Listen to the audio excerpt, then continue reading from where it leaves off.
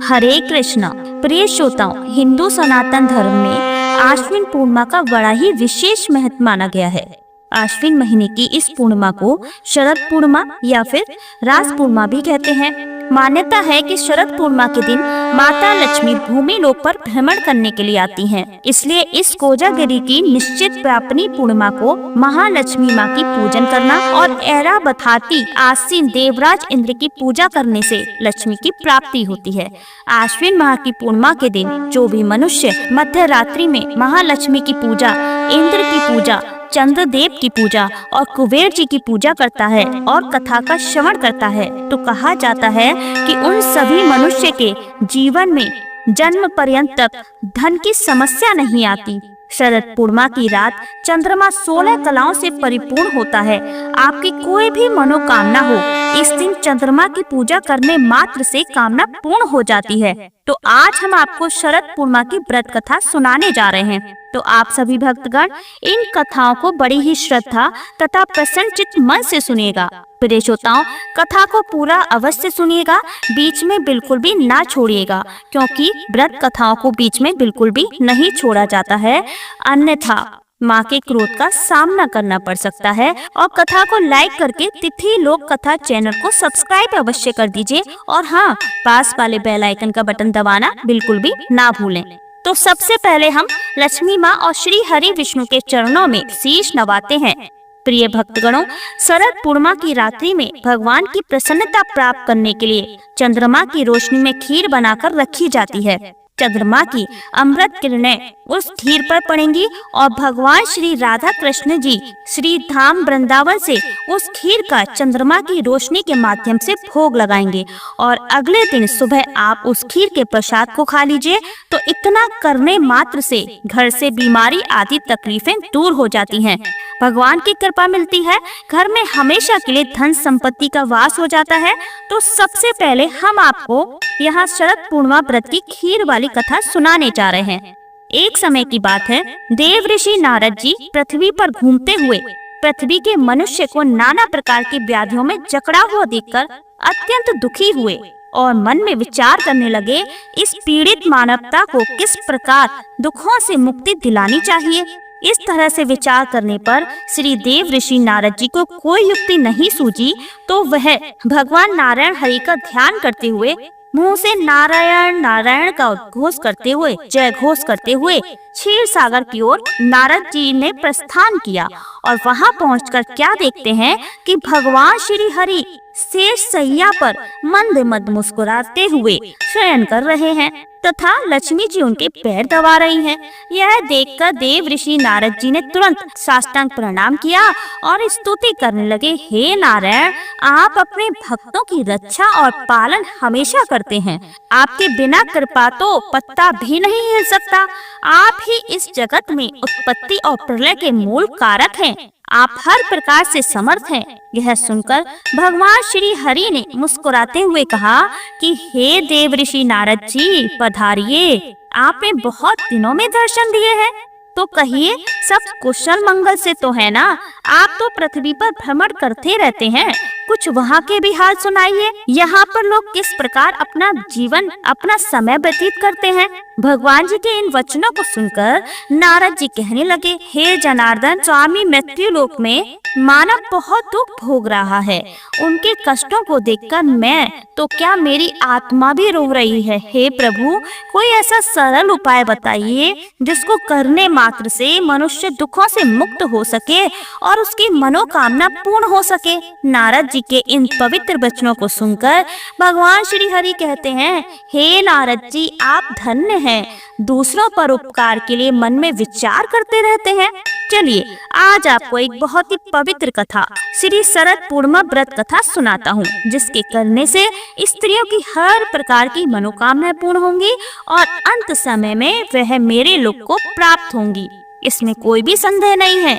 पूर्व काल में यह कथा ब्रह्मा जी से सुबह ने कही थी, तो ध्यान पूर्वक सुनो और सुख वैभव संतति सुख की प्राप्ति करो। प्राचीन समय की बात है, एक ब्राह्मण की पत्नी शरद पूर्णिमा का विधि विधान से खीर बनाकर किया करती थी।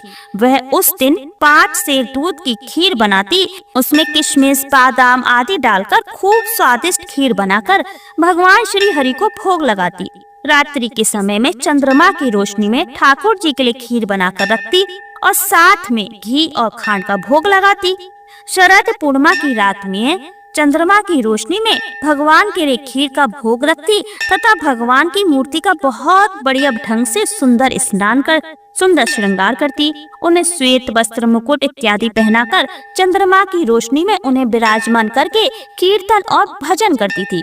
ठाकुर जी के प्रेम में मग्न होकर नृत्य करती। इस तरह से भगवान से प्रेम करती थी। अगले दिन सुबह खीर का प्रसाद अपने पड़ोसियों में और सब रिश्तेदारों में बांट देती थी। उसके व्रत के प्रभाव से उसके खीर और घी खांड के पात्र सोने के हो जाते थे और यह बात साहूकारनी को मालूम हुई तो उसे बहुत दुख और जलन हुई। देखो, उसके तो बर्तन सोने के हो जाते हैं।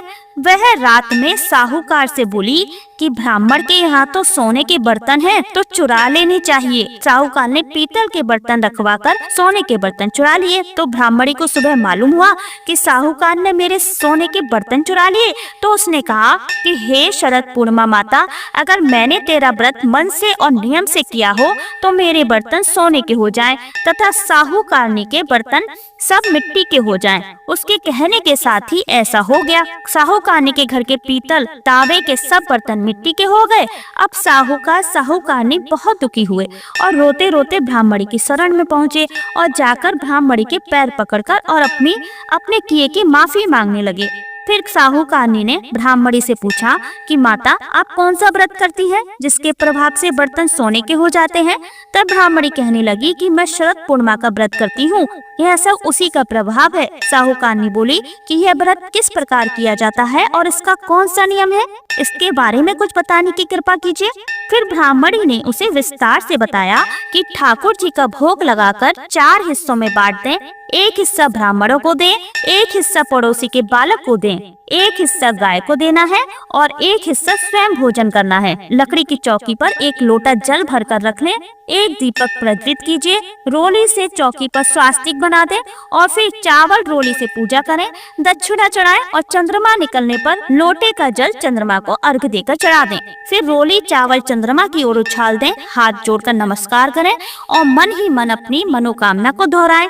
फिर अपने हिस्से की खीर का भोजन करें। इस विधि विधान को सुनकर साहूकारनी बहुत प्रसन्न हुई। उसने तभी इस व्रत को करना शुरू कर दिया। इस व्रत के करते रहने से उसे 2 कन्या रत्न प्राप्त हुई। बड़ी पुत्री का नाम सुमित्रा और छोटी पुत्री का नाम सुनीता था। दोनों बचपन से ही धार्मिक कार्यों में अधिक ध्यान रखती थी। दोनों के व्रत में एक फर्क था। सुमित्रा विधि विधान पूर्वक नियम से व्रत रखती थी और सुनीता विधि विधान पूर्वक व्रत करती थी, लेकिन व्रत को बीच में छोड़कर व्रत का समापन कर दिया। सुमित्रा जो कि व्रत रखती थी उसे अच्छी तरह से रखती थी। उसके सुंदर तथा दीर्घायु संतान उत्पन्न हुई थी, लेकिन दूसरी ओर सुनीता के व्रत खंडन करने के कारण उसके पुत्र जन्म लेने के पश्चात कुछ दिन जीवित रहते थे तथा बाद में मर जाते थे। इस कारण सुनीता दुखी हो जाती। एक दिन सुनीता ने ज्योतिषी को बुलाकर कहा कि मेरी संतानें जन्म लेने के पश्चात कुछ समय जीवित रहने के बाद मर जाती हैं, अतः आप इसका उपाय बताकर हमारे दुखों को दूर कीजिए। इस पर ज्योतिषी ने कहा कि ये ऐसा इसलिए होता है कि तुम शरद पूर्णिमा का अधूरा व्रत रखती हो, इसी कारण तुम्हारी संतान मृत्यु को प्राप्त होती हैं। तुम अपनी बड़ी बहन सुमित्रा को बुलाकर लाओ, उसके स्पर्श से तुम्हारी संतान अवश्य जीवित हो जाएगी, क्योंकि वह शरद पूर्णिमा का व्रत पूर्ण विधि विधान से भक्ति भाव से करती है। बात को कहकर वह ज्योतिषी चले गए और पीछे सुनीता वियोग के कारण वह बात भूल गई। हर वर्ष की तरह शरद पूर्णिमा आई। सुनीता ने विधि पूर्वक व्रत किया, लेकिन व्रत में कुछ कमी होने के कारण उसका जो पुत्र था वह मर गया। तो उसने मृत पुत्र को उसी लकड़ी के पाटरी पर सुला दिया जिस पर वह शरद पूर्णिमा का पूजन किया करती थी। लेकिन भगवान की विधि को कौन जानता है कि उसकी बड़ी बहन सुमित्रा अचानक उसके घर आ गई और सुमित्रा के लहंगे का छोर मृत पुत्र को स्पर्श कर गया।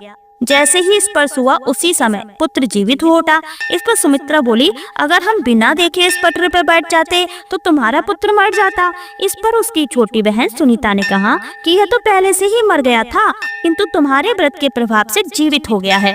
अपनी छोटी बहन की बात सुनकर उसकी बड़ी बहन सुमित्रा बहुत प्रसन्न हुई। उसे प्रथम बार शरद पूर्णिमा व्रत की शक्ति का अनुभव हुआ। इसके बाद दोनों बहनें शरद पूर्णिमा का व्रत और भी अधिक भक्ति भाव के साथ करने लगी और अपने अपने सगे संबंधियों और पास पड़ोस के लोगों को इस व्रत की विधि बताने लगी। इस व्रत को करने से लोगों की मनोकामनाएं पूर्ण होने लगी और लोगों की श्रद्धा भगवान के प्रति दिन प्रतिदिन अधिक बढ़ने लगी। जैसे ही कोई इस व्रत को करता है, ठीक वैसे ही भगवान की उस पर कृपा हो जाती है, उसकी मनोकामनाएं पूर्ण होने लगती हैं। जय श्री कृष्ण। श्री लक्ष्मी नारायण भगवान की जय। चंद्रदेव की जय। हे चंद्रदेव, जैसे आपने सुनीता की इच्छा पूर्ण की, वैसे ही सभी लोगों की मनोकामनाओं को आप पूर्ण करें। जय शरद पूर्णिमा माता की। प्रिय भक्तगणों, आश्विन पूर्णिमा को शरद पूर्णिमा के रूप में तो जाना ही जाता है, लेकिन ब्रज क्षेत्र में शरद पूर्णिमा को रास पूर्णिमा भी कहा जाता है, क्योंकि ऐसी मान्यता है कि द्वापर युग में शरद पूर्णिमा की चांदनी रात को ही राधा रानी और गोपियों के साथ मिलकर भगवान श्री कृष्ण ने महारास रचाया था। पूर्णिमा की रात को महाराज का दृश्य इतना सुंदर था कि प्रकृति भी उसे निहारने के लिए ठहर गई थी। यहाँ तक कि चंद्रमा ने भी चंद्रमा की चांदनी से अमृत बरसाया था। महादेव भी गोपी का छल रूप धारण करके इस राज रस को देखने के लिए वहां पहुंचे थे और चंद्रदेव इतने मंत्र मुग्ध हो गए कि 6 महीने तक सुबह भी नहीं हुई थी। इसलिए आज शरद पूर्णिमा के अवसर पर महारास की पावन पौराणिक कथा भी सुनिए। एक बार शरद पूर्णिमा की शरद उज्जवल चांदनी में बंसी बट यमुना के किनारे श्याम सुंदर छत की बंसी बज उठी। महाराज की मधुर गूंज त्रिलोकी में गई तो भोले बाबा के कानों में भी महाराज की मधुर गूंज गई। मुरली मनोहर की मीठी मुरली ने कैलाश पर्वत पर विराजमान भगवान श्री भोलेनाथ को मोह लिया। उनकी समाधि भंग हो गई। बाबा भोलेनाथ वृंदावन की ओर बिल्कुल बावरे होकर चल पड़े। उनकी इच्छा थी कि वह खुद जाकर महाराज देखें। पार्वती जी ने उन्हें रोकने का प्रयास किया, लेकिन वह उन्हें रोककर और मना कर हार गईं, किंतु त्रिपुरारी नहीं माने। भगवान श्री कृष्ण के परम भक्त श्री आसुरी मुनि पार्वती जी, नंदी, श्री गणेश, कार्तिकेय जी के साथ भगवान शंकर वृंदावन के बंसी पर आ गए। अर्थात भगवान शिव शंकर वहां पर अपने पूरे परिवार के साथ पधार गए। बंसी बट जहां पर महारास हो रहा था, वहां गोलोकवासिनी गोपियां द्वार पर खड़ी थी। पार्वती जी तो महारास में अंदर प्रवेश कर गईं, क्योंकि इस महारास में पुरुषों का प्रवेश वर्जित था। तो द्वार पालिकाओं ने श्री महादेव जी को, श्री आसुरी मुनि को और उनके साथ अन्य जितने भी पुरुष गण थे, उन सभी को अंदर जाने से रोक दिया। श्रेष्ठ जनों अर्थात श्री कृष्ण के अलावा कोई भी पुरुष एकांत महाराज में प्रवेश नहीं कर सकता था। अब तो बड़ी विकट समस्या आन पड़ी। जिस महाराज को देखने के लिए भगवान भोलेनाथ इतने उतावले होकर अपने पूरे परिवार के साथ यहाँ पधारे थे, वही महाराज सुने देखने को नहीं मिलेगा। यह सोचकर भोलेनाथ बड़े परेशान हुए। भोलेनाथ द्वार पालिकाओं से कहने लगे कि हे देवियों, हमें भी श्री राधा और कृष्ण के दर्शनों की इच्छा है। आप हमको कोई तो ऐसा उपाय बताइए जिससे हम भी महाराज के दर्शन पाकर धन्य हो सकें। तब वहाँ पर खड़ी सखियां अर्थात गोपियां बोली, अगर आप महाराज को देखना चाहते हैं तो गोपी बन जाइए। मान सरोवर में स्नान करके गोपी रूप धारण करके आप महाराज प्रेम से देख सकते हैं, आप महाराज में प्रवेश पा सकते हैं। बस फिर क्या था, भगवान शिव अर्धनारीश्वर से पूरे नारी रूप बन गए। श्री यमुना जी ने उनका श्रृंगार कर दिया तो सुंदर बिंदी, चूड़ी, नुपुर, ओढ़नी और ऊपर से एक हाथ का घूंघट भी भोलेनाथ का कर दिया। साथ ही साथ युगल मंत्र का उपदेश भगवान शिव के कानों में कर दिया। श्री शिव जी मोहिनी भेष में मोहन की रास स्थल में गोपियों के मंडल में मिलकर अतृप्त नेत्रों से एक टक रूप से विश्व मोहन की रूप माधुरी का पान करने लगे। उनके सामने साक्षात श्री कृष्ण विराजमान थे। नटवर विस्तारी श्री राज बिहारी, राज किशोरी रसमय श्री राधा जी और गोपियों को नृत्य और रास करते हुए देखकर नटराज भोलेनाथ भी नाच उठे। वंशी बजाई श्याम सलोने मुरली मनोहर ने तो ऐसी मधुर, ऐसी मोहिनी वंशी बजाई कि भोलेनाथ तो अपनी शुद्ध बुद्ध सब भूल गए। बनबारी से भला क्या कुछ छुपा है। भगवान श्री कृष्ण के साथ भोलेनाथ कुछ देर तक नृत्य करते रहे, लेकिन जब थोड़ा पास पहुँचे तो भगवान श्री कृष्ण बोले कि रास के बीच में थोड़ा हास परिहास हो जाए, इस रास का आनंद दुगना हो जाएगा। भगवान बोले कि अरे गोपियों, तुम तो मेरे साथ बहुत देर से नृत्य कर रही हो, लेकिन मैंने तुम्हारा चेहरा तो देखा ही नहीं, क्योंकि कुछ गोपियां तो यहाँ पर घूंघट में भी है। मुझे जरा उनका चेहरा तो देखने दो। तो सुनते ही गोपियां झट से बोल उठी, प्यारे मोहन, आपसे क्या छुपा है, आप देख लो हमारा चेहरा। लेकिन भगवान शंकर ने यह जैसे ही सुना तो परेशान हो गए। कन्हैया को रास के बीचों बीच क्या सूझा जो मुखड़ा देखने की जरूरत आन पड़ी। भगवान कृष्ण नटखट हैं और जानते थे कि यहाँ पर छल भेष में कौन आया है। भगवान कृष्ण कहने लगे कि गोपियों, तुम सब पंक्ति में खड़ी हो जाओ और मैं सबका बारी बारी से दर्शन करूंगा। सुनकर भगवान शिव को थोड़ी तसल्ली हुई। भगवान बड़ी चैन के साथ सांस लेकर सोचने लगे कि चलो अब तो काम बन गया। यहाँ तो महाराज में हजारों लाखों गोपियां हैं और मैं इस पंक्ति के अंत में जाकर खड़ा हो जाऊंगा। कन्हैया तो मोह देखते देखते थक जाएंगे और मेरा नंबर भी नहीं आएगा। सारी गोपियां एक पंक्ति में खड़ी हो गईं और सबसे अंत में जाकर भगवान शिव खड़े हो गए। जो कन्हैया की दृष्टि अंत में पड़ी, अब कन्हैया तो बड़े नटखट हैं, शरारती भी बहुत करते थे। जो कन्हैया की दृष्टि जैसे ही पंक्ति के अंत में पड़ी तो कन्हैया कहने लगे, अब पंक्ति अंत से शुरू होगी। अब भगवान शिव बोले, मैं पंक्ति के अंत में जानकर खड़ा हो गया, अब तो पहले मेरा ही नंबर आएगा। असंख्य गोपियों के बीच में भगवान की सोचने लगे कि चलो कोई दूसरा उपाय सोचता हूँ। यह सोचकर भगवान शिव गोपी के भेष में थे, लंबा घूंघट डाल रखा था, दौड़कर दूसरी ओर जाने लगे। तो भगवान कृष्ण गोपियों से बोले, अरे गोपियों, तुम परेशान मत हो, मैं सबका मुँह देख लूंगा, लेकिन पीछे खड़ी हुई गोपियों का मुख दर्शन तो मैं कर लूंगा। पहले मैं इस गोपी का मुख तो देख लूं जो लाज शर्म कर रही है। तो जो भोलेनाथ ने सुना तो वह सुनते ही दौड़ पड़े। कन्हैया जी भी कहाँ छोड़ने वाले थे, दौड़ पड़े भोलेनाथ को पकड़ने के लिए। वह तो उस गोपी के पीछे भागे थे जो बड़ी लाज शर्म कर रही थी, और जैसे ही उन्होंने उस गोपी का घूंघट ऊपर किया तो कान्हा जी बोले, आओ गोपेश्वर, आपकी जय हो भोले, जय हो भोले गोपेश्वर, महादेव की जय, शंकर भगवान की जय। श्री राधा जी गोपेश्वर महादेव के मोहिनी गोपी के रूप को देखकर बड़े आश्चर्य में पड़ गईं। वहां पर उपस्थित सारी गोपियां भी बड़ी हैरान रह गईं। श्री कृष्ण कहने लगे, राधे, यह कोई गोपी नहीं है, ये तो साक्षात भगवान शंकर जी हैं। हमारे महाराज के दर्शन करने के लिए उन्होंने गोपी का छल रूप धारण किया है। श्री राधा कृष्ण हंसते हुए शिव जी से पूछा, भगवान, आपने गोपी का भेष क्यों धारण किया? भगवान शंकर कहने लगे, प्रभु, आपकी हर दिव्य रसमय प्रेम लीला महाराज देखने के लिए मैंने गोपी का रूप धारण किया है। इस पर प्रसन्न होकर श्री राधा जी ने महादेव जी से वर मांगने को कहा। तो भगवान श्री शिव ने यह वर मांगा कि हम चाहते हैं कि यहाँ आप दोनों के चरण कमलों में सदा ही हमारा वास हो। आप दोनों के चरण कमलों के बिना हम कहीं अन्य वास नहीं करना चाहते हैं। तब राधा रानी और श्री कृष्ण ने महादेव की इच्छा पूरी कर दी। इसके बाद तो इतना सुंदर महाराज हुआ कि भगवान कृष्ण ने कथक किया और भगवान शिव ने तांडव नृत्य किया, जिसका वर्णन अगर साक्षात महासरस्वती भी करना चाहें तो कभी नहीं कर सकती। महाराज में खूब आनंद आया। भगवान कृष्ण ने ब्रह्मा जी की एक रात्रि ले ली, लेकिन गोपियां समझ नहीं पाई। केवल अपनी गोपियों के प्रेम के कारण ही श्री कृष्ण ने उस रात्रि को बढ़ाकर इतना लंबा कर दिया था कि गोपियों ने एक रात कृष्ण के साथ अपने प्राण प्रिय पति के रूप में बिताई है। लेकिन यह कोई साधारण बात नहीं थी, ब्रह्मा जी की रात थी जो लाखों वर्षों तक चलती रही।